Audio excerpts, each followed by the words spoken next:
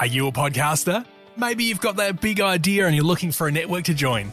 The multi-award-winning Ozcast Network can get your content to eyes and ears all over the world. Join now for the first month free, and you could be featuring this sound at the beginning of your podcast. Ozcast. Simply head to ozcastnetwork.com for details. Ozcast.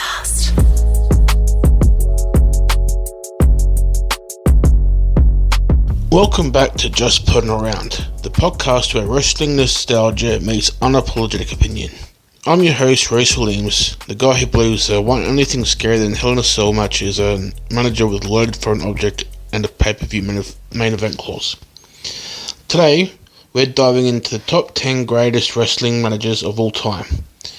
These are the hype men, heat magnets, master manipulators, and mouthpieces who shaped careers, turned mid-carders into main eventers, and turned good old-fashioned wrestling matches into must-see chaos. So let's do this properly, counting down from number 10 to number 1. At number 10, we've got the Grand Wizard. In the territory days of the 70s, the Grand Wizard was a walking headline. Decked out in rhinestone jackets, outlandish turbans, and tinted glasses, he looked like a villain straight out of a bad Bond film. And he owned it. Managing heels like superstar Billy Graham, Don Muraco, and Sergeant Slaughter, Wizard wasn't just a talker, he was a provocateur. His promos cut deep, often crossing the line before there even was a line. He was a master of getting nuclear heat in those intimate old-school arenas. Honestly, if Liberace was evil and ran a biker gang in Las Vegas, this would have been him. At number 9, we have Gary Hart. A man whose calm, sinister delivery could chill you to the bone. Gary Hart was a mainstay in world-class championship wrestling and NWA, managing the games like The Great Kabuki, Abdullah the Butcher, and Gino Hernandez. Hart made everything feel real. His promos were quiet, deliberate, and terrifyingly believable. The feuds he orchestrated in Texas were still get talked about in true crime podcasts because of how dangerously close to reality it all felt. Gary was a type of bloke who could look dead into the camera and promise to ruin your life, and you'd believe him. Probably sleep with lights on too. At number 8, we've got Mr. Fuji. Known as a devious one, Mr. Fuji blended classic sneaky tactics with cold-blooded ruthlessness. Whether he was managing Demolition or Yokozuna, Fuji made it clear he wasn't afraid to get his hands dirty, or throw a handful of salt in someone's eye. He played the role of scheming mastermind to perfection, and his involvement in WrestleMania 9's Yokozuna Bret Hart finish is still one of the most hated moments in early Mania history. You'd look away for 2 seconds, and next thing you know, Fuji's hiding under the ring with a weapon like some horror movie side character. Classic. At number 7, we've got Captain Lou Albano. Nobody in wrestling looked or acted quite like Captain Lou.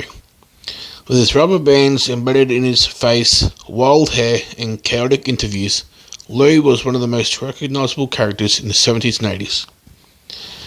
A legit tag team manager extraordinaire, Lou guided over 20 tag teams in championship gold.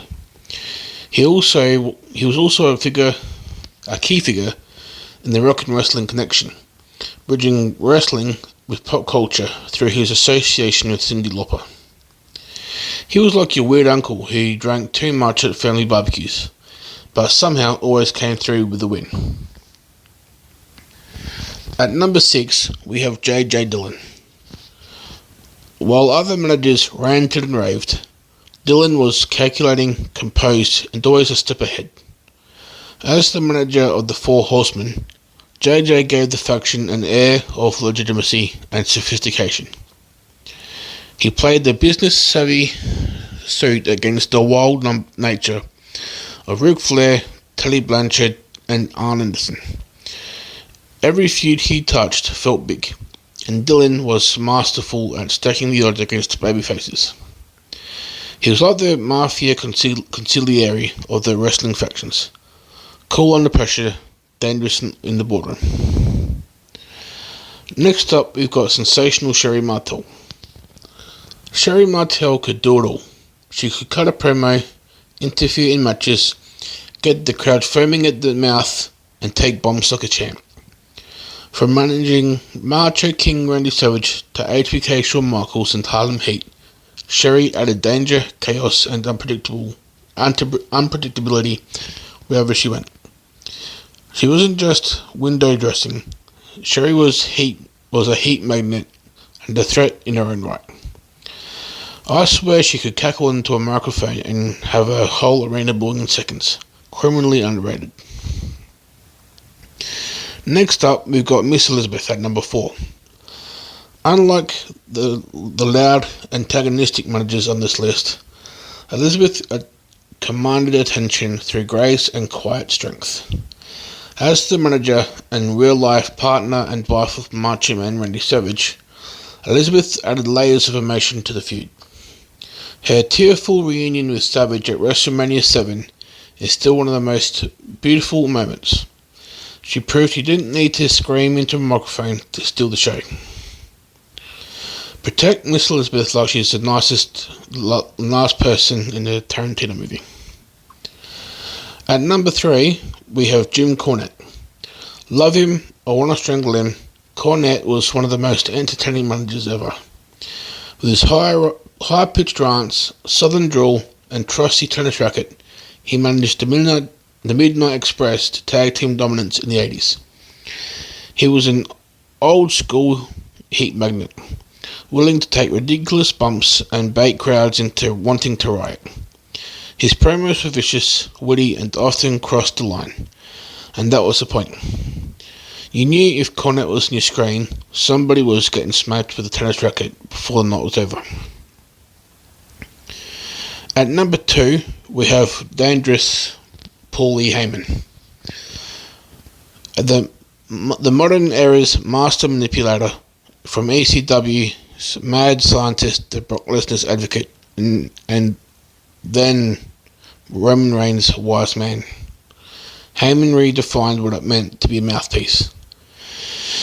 He isn't just selling matches, he's selling entire storylines, bloodlines, and legacies.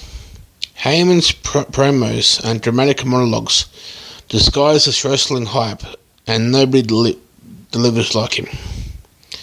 He could sell an empty pizza box and I'd believe it came from Italy. The man's a promo wizard. And at number 1, we have Bobby the Brain Heenan. The GOAT, period. Heenan was a total package.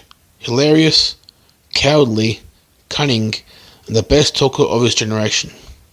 He managed legends like Andre the Giant, Mr. Perfect, Rick Rude, and Ric Flair. On commentary, he was just as brilliant, delivering one-liners that are still quoted to this day. Nobody played the snivelling, scheming heel manager better. He made you love to hate him, and his timing was impeccable. If Bobby Heenan managed me in real life, I'd probably be Prime Minister of Australia right now. So, and can't let this one finish without shouting out a few legends who didn't make the top 10. First up, we got Paul Bearer, that eerie voice and his iconic run with The Undertaker and Mick Foley. Jimmy Hart, with a megaphone and a dream and a family behind him.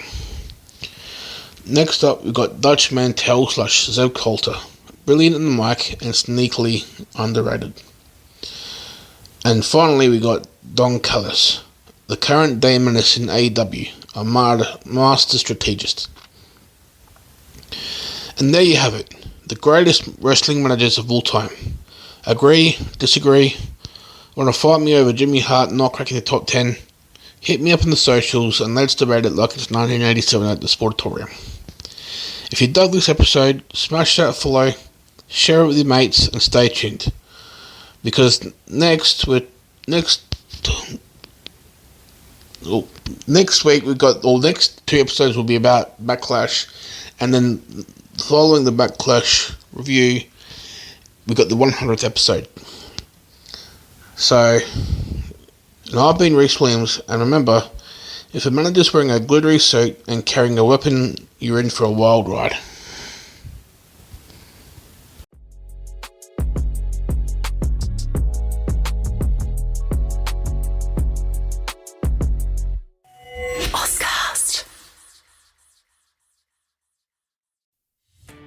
Are you a podcaster? Maybe you've got that big idea and you're looking for a network to join. The multi-award-winning Ozcast Network can get your content to eyes and ears all over the world. Join now for the first month free, and you could be featuring this sound at the beginning of your podcast. Ozcast. Simply head to ozcastnetwork.com for details.